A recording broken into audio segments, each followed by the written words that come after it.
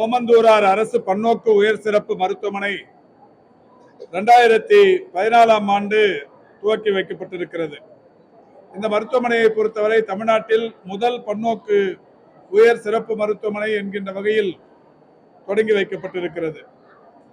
ஆனால் மாண்புமிகு தமிழ்நாட்டின் முதலமைச்சராக வணக்கத்திற்குரிய முத்துவேல் கருணாநிதி ஸ்டாலின் அவர்கள் பொறுப்பேற்றதற்கு பிறகு இந்த பன்னோக்கு உயர் சிறப்பு மருத்துவமனை என்பது உண்மையிலேயே உயர் சிறப்பு மருத்துவமனை என்கின்ற தகுதியை பெறுகிற வகையில் பல்வேறு மருத்துவ உபகரணங்கள் தொடர்ச்சியாக பயன்பாட்டிற்கு கொண்டு வரப்பட்டுக் கொண்டிருக்கிறது. அந்த வகையில் இன்றைக்கு 6,60,00,000 செலவில் டெஸ்லா எம்ஆர்ஐ கருவி ஒன்று 1.5 டெஸ்லா எம்ஆர்ஐ கருவி ஒன்று தற்போது மக்களின் பயன்பாட்டிற்காக தொடங்கி வைக்கப்பட்டது. 11 ஆண்டுகளுக்கு முன்னால் இங்கே இருந்த அந்த எம்ஆர்ஐ கருவியை விட கூடுதல் சிறப்புகளை உள்ளடக்கிய ஒரு கருவி. இக்கருவியை பொறுத்தவரை நோயாளிகளின் தலை முதல் கால் வரை இமேஜிங் செய்வதற்கு உதவியாக இருக்கும். இக்கருவியில் நவீன மென்பொருட்கள் நிறுவப்பட்டுள்ளதால் நரம்பியல், இதயம், புற்றுநோயியல், இரத்த நாள அறுவை சிகிச்சை நோயாளிகள், பச்சிளம் குழந்தைகள், இதர வயது குழந்தைகள் மற்றும் உலோக உள்வைப்புகளுடன் உள்ள நோயாளிகளுக்கும் இதை பயன்படுத்தலாம். செயற்கை நுண்ணறிவு என்று சொல்லப்படுகிற ஆர்டிபிஷியல் இன்டெலிஜென்ஸ் மூலம் இக்கருவியை கொண்டு துரிதமாக ஸ்கேன் செய்வதால் குறைந்த நேரத்தில் அதிக நோயாளிகளுக்கு ஸ்கேன் செய்ய முடியும். இக்கருவியில் நாளொன்றுக்கு 38 முதல் 40 பேர் வரை பரிசோதனை செய்து கொள்ளலாம், ஸ்கேன் செய்து கொள்ளலாம். ஏற்கனவே இருந்த அந்த 11 வருட பழமையான எம்ஆர்ஐ கருவியில் ஒரு 20 to 25 பேர் மட்டுமே ஸ்கேன் செய்ய முடியும். இது இந்த ஆர்டிபிஷியல் இன்டெலிஜென்ஸ் மூலம் இந்த கருவியை துரிதமாக ஸ்கேன் செய்வதற்கு உதவுவதற்குரிய அதிநவீன தொழில்நுட்பங்கள் இக்கருவியில் இருக்கிறது. எனவே இந்த கருவியை இன்றைக்கு பயன்பாட்டிற்கு கொண்டு வந்திருக்கிறோம். மாண்புமிகு தமிழ்நாட்டின் முதலமைச்சர் அவர்கள் இந்தியாவில் வேறு எந்த அரசு மருத்துவமனையிலும் இல்லாத வகையில் ரோபோட்டிக் கேன்சர் எக்யூப்மெண்ட் என்று சொல்லக்கூடிய மனிதவியல் அறுவை சிகிச்சை மையம் ஒன்றை இங்கே தொடங்கி வைத்தார். 2022 மார்ச் திங்கள் 15ஆம் தேதி மாண்புமிகு தமிழ்நாட்டின் முதலமைச்சர் அவர்களால் 34,60,00,000 மதிப்பீட்டில் தொடங்கப்பட்ட அந்த ரோபோட்டிக் கேன்சர் எக்யூப்மெண்ட் இன்றைக்கு இந்தியாவில் இருக்கிற மாநில அரசு மருத்துவமனைகளில் ஒன்று இங்கே இடம்பெற்று மிக சிறப்பான வகையில் பயன்பாட்டில் இருந்து கொண்டிருக்கிறது. அந்த வகையில் இதுவரை ஒரு 127 புற்றுநோய் அறுவை சிகிச்சைகள் உட்பட 325 நபர்களுக்கு இதன் மூலம் அறுவை சிகிச்சைகள் மேற்கொள்ளப்பட்டு வெற்றிகரமாக இந்த 325 பேருக்கும் ரோபோட்டிக் கேன்சர் எக்யூப்மெண்ட் அறுவை சிகிச்சைகள் வெற்றிகரமாக முடிவுற்றிருக்கிறது. இந்த சிகிச்சைகளை பொறுத்தவரை வெளியில் தனியார் மருத்துவமனைகளுக்கு சென்று பெற வேண்டுமானால் 15 லட்சம் முதல் 20 லட்சம் ரூபாய் வரை செலவாகும். மாண்புமிகு தமிழ்நாட்டின் முதலமைச்சருடைய வழிகாட்டுதலோடு முதலமைச்சரின் விரிவான மருத்துவ காப்பீட்டு திட்டத்தின் கீழ் இந்த திட்டம் சேர்க்கப்பட்டு இன்றைக்கு 325 நபர்களுக்கு வெற்றிகரமான அறுவை சிகிச்சைகள் செய்யப்பட்டிருக்கிறது. அதேபோல் மாண்புமிகு தமிழ்நாட்டின் முதலமைச்சர் அவர்கள் 2022 மே திங்கள் 10ஆம் தேதி இங்கே ஒரு முழு உடல் பரிசோதனை மையத்தில் மெட்டர்னல் ஸ்கிரீனிங் அனலைசர் என்கின்ற கருவியை ஆரம்பகால நிலையில் கரு மரபணு குறைபாடுகளை கண்டறிவதற்குரிய கருவியை தொடங்கி வைத்தார்கள். அந்த கருவியின் செயல்பாடும் இன்றைக்கு வெற்றிகரமாக இங்கே நடைபெற்றுக் கொண்டிருக்கிறது. அதேபோல் மாண்புமிகு தமிழ்நாட்டின் முதலமைச்சர்களால் 1,53,00,000 செலவில் பிராக்கி தெரப்பி என்று சொல்லப்படுகிற புற்றுநோய் கட்டிகளுக்கு கதிரியக்க சிகிச்சை மூலம் குணப்படுத்துகிற அந்த கருவி இங்கே தொடங்கி வைக்கப்பட்டது. அந்த கருவியும் இன்றைக்கு மிக சிறப்பான வகையில் பயன்பாட்டில் இருந்து கொண்டிருக்கிறது. இப்படி இந்த அரசு பொறுப்பேற்றதற்கு பிறகு உயர் சிறப்பு மருத்துவமனை என்கின்ற பெயரோடு இது திறந்து வைக்கப்பட்டிருந்தாலும் உண்மையிலேயே உயர் சிறப்பு மருத்துவமனையாக இது மாற்றுவதற்குரிய நடவடிக்கைகளை மாண்புமிகு தமிழ்நாட்டின் முதலமைச்சர்கள் மூலம் எடுக்கப்பட்டு இன்றைக்கு பல்வேறு மருத்துவ அதிநவீன உபகரணங்கள் இங்கே பயன்பாட்டிற்கு கொண்டு வரும் பணிகள் நடைபெற்றுக் கொண்டிருக்கிறது. கடந்த நிதிநிலை அறிக்கையில் கூட 57 கோடியே 55 லட்சம் ரூபாய் செலவில் ஓமந்தூரார் அரசு பன்னோக்கு உயர் சிறப்பு மருத்துவமனைக்கு அதிநவீன சிடி ஸ்கேன், சிஆர்எம் கருவி, அறுவை சிகிச்சைக்கு உதவுகிற அதிநவீன நுண்ணோக்கி, இருதய நுரையீரல் இயந்திரம், இருதய உள்ளூடுருவி ஆய்வக கருவி, எலும்பியல் மருந்து துறைக்கு தேவைப்படும் கருவிகள் உட்பட உயிர்காக்கும் மருத்துவ உபகரணங்கள் வாங்குவதற்கு நடவடிக்கைகள் எடுக்கப்பட்டு வருகிறது. அதற்கான நடவடிக்கைகளை டிஎன்எம்எஸ்சி நிர்வாகம் செய்து கொண்டிருக்கிறது. மிக விரைவில் அது முடிந்தவுடன் 57 கோடியே 55 லட்சம் ரூபாய் செலவிலான இந்த கருவிகள் இந்த மருத்துவமனையின் பயன்பாட்டிற்கு வரப்படவிருக்கிறது. அதோடு மட்டுமல்லாது இந்த மருத்துவமனையை பொறுத்தவரை மூளையில் இரத்த கட்டி இருப்பவர்கள் அது தனியார் மருத்துவமனைகளுக்கு சென்று அறுவை சிகிச்சை செய்ய வேண்டுமானால் அதுவும் 15-20 லட்சம் ரூபாய் வரை ஆகும். அந்த சிகிச்சையும் இங்கே செய்யப்பட்டு வருகிறது. இந்த முதலமைச்சர் காப்பீட்டு திட்டத்தில் இலவசமாக செய்யப்படுகிற அந்த சிகிச்சை கூட இந்த மருத்துவமனையில் மிக சிறப்பாக செய்யப்பட்டு வருகிறது. ஒவ்வொரு நாளும் 3 முதல் 4 பேர் வரை அந்த சிகிச்சையின் மூலம் இன்றைக்கு பயன்பட்டுக் கொண்டிருக்கிறார்கள். இப்படி பல்வேறு அதிநவீன வசதிகளை இந்த மருத்துவமனையில் செய்து கொண்டிருக்கின்ற காரணத்தினால் இன்றைக்கு இந்த மருத்துவமனைக்கு வருகிற புறநோயாளிகள், இந்த மருத்துவமனையில் தங்கி பயன்பெறுகிற உள்நோயாளிகளின் எண்ணிக்கை மிகப்பெரிய அளவில் உயர்ந்து வருகிறது. குறிப்பாக இந்த அரசு பொறுப்பேற்பதற்கு முன்னால் 2021 மே 5க்கு முன்னால் இந்த மருத்துவமனைக்கு வருகிற புறநோயாளிகளின் எண்ணிக்கை நாள் ஒன்றுக்கு 700 வரையில் இருந்தது. அது இன்றைக்கு 1800 2000 வரை உயர்ந்திருக்கிறது. அதேபோல் இந்த அரசு பொறுப்பேற்பதற்கு முன்னால் உள்நோயாளிகளின் எண்ணிக்கை அதிகபட்சமாக 230 வரை இருந்தது. அது தற்போது 450 500 வரை உயர்ந்திருக்கிறது. அறுவை சிகிச்சைகளை பொறுத்தவரை தினந்தோறும் மேஜர் ஆபரேஷன்ஸ் என்று சொல்லப்படுகிற வகையிலான அறுவை சிகிச்சைகள் தினந்தோறும் 25 எண்ணிக்கையில் நடைபெறுகிறது. எம்ஆர்ஐ ஸ்கேன் எடுப்பது என்பதை பொறுத்தவரை ஏற்கனவே 25 மட்டுமே எடுக்கப்பட்டு வந்தது. இனி முதல் அது 40 எடுப்பதற்குரிய அதிநவீன வசதிகள் செய்யப்பட்டிருக்கிறது.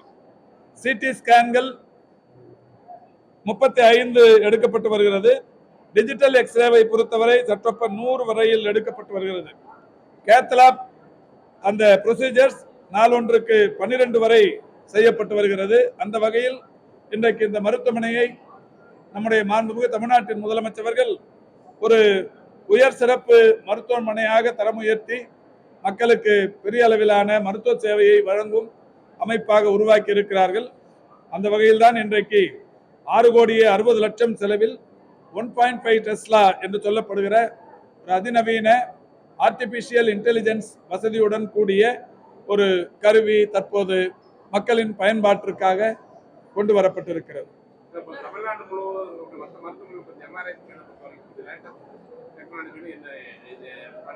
அதாவது இப்ப தமிழ்நாடு முழுவதிலும் எம்ஆர்ஐ ஸ்கேனை பொறுத்தவரை சற்றேறக்குறைய 30க்கும் மேற்பட்ட எம்ஆர்ஐ ஸ்கேன்கள் இந்த அரசு வந்ததற்கு பிறகு நிறுவி இருக்கிறது. குறிப்பாக 1.5 டெஸ்லா, அதையும் கடந்து 3 டெஸ்லா என்கின்ற வகையிலும் கூட இன்றைக்கு கருவிகள் பயன்பாட்டிற்கு கொண்டு வரப்பட்டிருக்கிறது. நேற்றைக்கு கூட இந்த ரேடியாலஜி மாநாடு ஒன்று ட்ரேட் ஃபேரில் நடைபெற்றது. அங்கே முதலில் இந்தியாவிலேயே முதல் அறிமுகம் என்கின்ற வகையில் ஒரு 5 டெஸ்லா என்கின்ற ஒரு கருவியும் கூட நேற்றைக்கு பார்த்திருக்கிறோம்.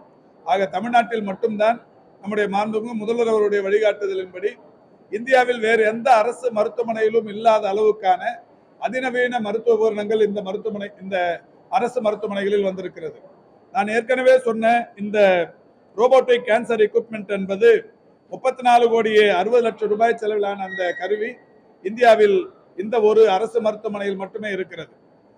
மத்திய அரசாங்கத்தின் அரசு மருத்துவமனைகளை பொறுத்தவரை எய்ம்ஸ், ஜிப்மர் போன்ற மருத்துவமனைகளில் இருக்கிறது. அரசு மருத்துவமனைகளில் நம்முடைய தமிழ்நாட்டில் மட்டுமே இருக்கிறது. அதேபோல் முதல்வர் அவர்களால் கொண்டு வரப்பட்ட இந்த மெட்டர்னல் ஸ்கிரீனிங் அனலைசர் என்கின்ற அந்த பரிசோதனையும் இந்த நம்முடைய அரசு மருத்துவமனைகளை பொறுத்தவரை ஓமந்தூராரில் மட்டுமே இருக்கிறது. இதையும் கடந்து கலைஞர் நூற்றாண்டு உயர் சிறப்பு மருத்துவமனையில் ஆட்டோ கேத்தலாப் என்கின்ற ஒரு அதிநவீன கருவி, அது எந்த அரசு மருத்துவமனையிலும் இல்லாத ஒன்று. அதேபோல் டபுள் பலூன் எண்டோஸ்கோபி என்று சொல்லப்படுகிற சிறுநீரக அந்த சிறுகுடலை ஆய்வு செய்கிற ஒரு கருவி, அதுவுமே எந்த மருத்துவமனையிலும் இல்லாத ஒன்று. ஹையண்ட் கேத்தலாப் என்கின்ற வகையிலான இன்னொரு கருவியும் அந்த மருத்துவமனையில் இருக்கிறது. இப்படி இந்தியாவில் இருக்கிற வேறு எந்த அரசு மருத்துவமனையிலும் இல்லாத அதிநவீன கருவிகள் அனைத்தும் இன்றைக்கு தமிழ்நாடு அரசு மருத்துவமனையில் மருத்துவ சேவைக்காக பயன்படுத்தப்பட்டு மக்களுக்கு குறிப்பாக முதலமைச்சர் காப்பீட்டு திட்டத்தின் மூலம் பயன்பாட்டில் இருந்து கொண்டிருக்கிறது.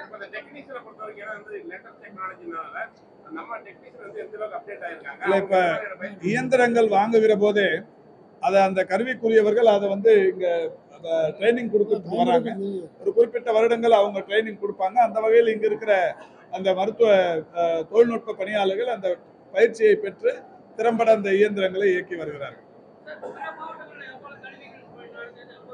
இல்ல இப்ப இன்னைக்கு இந்த எம்ஆர்ஐ இன்னைக்கு மட்டும் இங்க கொடுத்திருக்கிறோம். இன்னும் எதிர்வரும் நாட்கள்ல விழுப்புரம், தர்மபுரி, செங்கல்பட்டு, தூத்துக்குடி ஆகிய இடங்களுக்கு நான் செல்லுகிற போது அங்கேயும் தொடங்கி வைக்கவிருக்கிறேன். இந்த ஒரு இதுல மட்டும் ஒரு செட்ல மட்டுமே 5 எம்ஆர்ஐ கருவிகள் பயன்பாட்டுக்கு வந்திருக்கிறது. இவற்றை நான் அந்தந்த மாவட்டங்களுக்கு போகிற போது அதை பொருத்தி இயக்கி வைப்பேன். ஏற்கனவே 30க்கும் மேற்பட்ட கருவிகள் பயன்பாட்டுக்கு வந்திருக்கிறது. இந்த பெட்சிட்டிங்கிறது புற்றுநோய்க்கு துல்லியமாக கண்டறிகிற கருவி. அந்த கருவி இந்த அரசு பொறுப்பேற்பதற்கு முன்னால் 2 இடத்தில் மட்டுமே இருந்தது, சென்னை, மதுரை. இன்றைக்கு 7 இடங்களில் இருக்கிறது. சேலம், கோவை, காஞ்சிபுரம், திருநெல்வேலி, தஞ்சாவூர் ஆகிய 5 இடங்களில் புதிதாக பெட்சிட்டி வைக்கப்பட்டது. இப்படி அதிநவீன கருவிகளை பொறுத்தவரை அது டிஜிட்டல் எக்ஸ்ரேவாக இருந்தாலும், சிடி ஸ்கேனாக இருந்தாலும், எம்ஆர்ஐ ஆக இருந்தாலும், பெட்சிட்டியாக இருந்தாலும் தேவைக்கு ஏற்ப இந்த அரசு கூடுதலாக வாங்கி எல்லா மருத்துவமனைகளிலும் பொருத்தும் பணியினை செய்து கொண்டிருக்கிறது.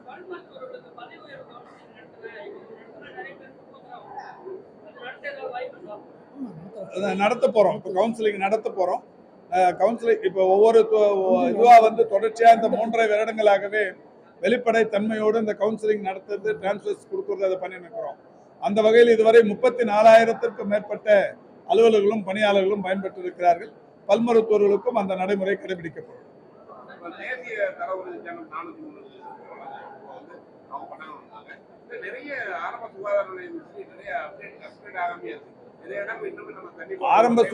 ஆரம்ப சுகாதார நிலையங்களும் நகர்ப்புற ஆரம்ப சுகாதார நிலையங்களும் 2286 இருக்கு. இதுல இதுவரை 800க்கும் மேற்பட்ட அமைப்புகளுக்கு என்குவாஸ், லக்ஷயா அந்த மாதிரியான விருதுகள் கிடைக்கப்பட்டிருக்கிறது. ஏறத்தாழ 70% மருத்துவமனைகளுக்கு கிடைக்கப்பட்டிருக்கிறது. இது ஒரு பெரிய அளவிலான வரலாற்று சாதனை. இதுக்கு முன்னாடி அது ஒரு 9 வருஷமா வெறும் 69 மட்டுமே இருந்தது. இன்னைக்கு இந்த ஆட்சி வந்ததுக்கு அப்புறம் 755 விருதுகள் என்குவாஸ் என்று சொல்லப்படுகிற national quality assurance standard certificate ஒன்றிய அரசால் கிடைக்கப்பட்டிருக்கிறது. அதே மாதிரி லக்ஷயா என்பது labour room quality improvement initiative. அதை பொறுத்த வரைக்கும் கடந்த ஆட்சியாளர்கள் 4 ஆண்டுகளில் 29 மட்டுமே பெற்றிருந்தார்கள். இந்த அரசு பொறுப்பேற்றதற்கு பிறகு இதுவரை 82 விருதுகள் பெறப்பட்டிருக்கிறது. இப்படி ஆயிரக்கணக்கான விருதுகளை தொடர்ச்சியாக பெற்றுக் கொண்டிருக்கிறோம். இந்த விருதுகள் பெறுவதற்கு காரணம் இந்த மருத்துவமனைகளின் கட்டமைப்பை மேம்படுத்துவது, மருத்துவமனைகளின் பசுமை பரப்பை அதிகரிப்பது, மருத்துவமனைகளில் தூய்மையை தொடர்ந்து கடைபிடிப்பது, இதையும் கடந்து அங்கு வழங்கப்படுகிற மருத்துவ சேவையில் மக்கள் பெறுகிற தன்னிறைவு மாதிரியான எல்லா விஷயங்களையும் கணக்கில் எடுத்துதான் ஒன்றிய அரசு இந்த விருதுகளை வழங்கி கொண்டிருக்கிறது. அந்த வகையில் 70%க்கும் மேற்பட்ட மருத்துவமனைகளுக்கு இன்றைக்கு கிடைத்திருக்கிறது. எதிர்வரும் ஆண்டுகளில் மீதம் இருக்கிற மருத்துவமனைகளுக்கும் இது போன்ற விருதுகள் கிடைப்பதற்குரிய நடவடிக்கைகள் மேற்கொள்ளப்படும். என்னமா